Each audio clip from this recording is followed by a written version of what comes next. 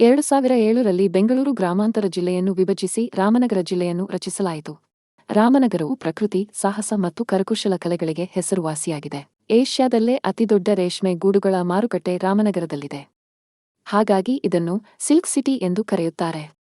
ಇಲ್ಲಿನ ಬೃಹತ್ ಏಕಶಿಲಾ ಬೆಟ್ಟಗಳು ಚಾರಣಿಗರಿಗೆ ಪ್ರಿಯವಾದ ಸ್ಥಳ.